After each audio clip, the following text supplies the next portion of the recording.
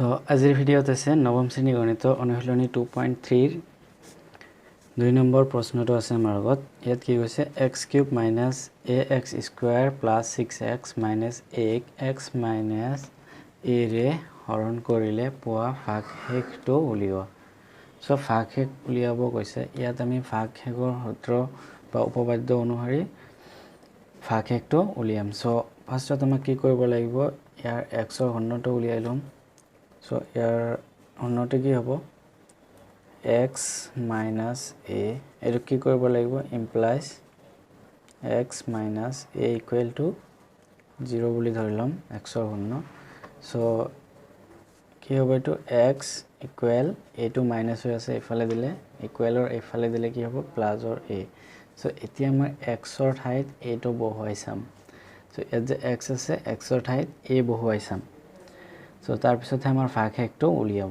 ওলাব so আমাৰ px টো কি দিয়া আছিল p of x equals x³ minus ax square plus 6x minus a so এতিয়া আমাৰ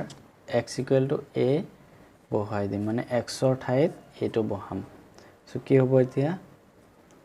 equal a³ x ঠাইত a বহাইছো minus a into a square plus 6 into a minus a so এতে কি হবে এটো a³ a into a square কি হবে minus a³ এটা square আৰু এটা a তেতিয়া হলে কি হবে a³ plus 6 into a 6a আৰু minus a so এতিয়া সোয়া ইয়াত প্লাস অৰ a³ আৰু মাইনাস অৰ a³ টো ক্যান্সেল যায় ইয়াত 6 অৰ 6a আছে আৰু এটা a মাইনাস কৰিলে কি হ'ব 5a সো ভাগশেষ আমাৰ কি পালো এতেকে নিৰ্ণয়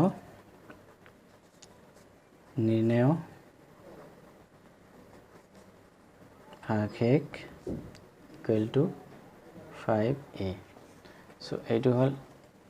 2 নম্বৰ কোৱেশ্চনৰ এনসাৰ সো আজিৰ ভিডিঅ'ত ইমানেই যদি ভিডিঅ'টো ভাল লাগে লাইক কৰিব কমেন্ট কৰিব আৰু সাবস্ক্ৰাইব কৰিব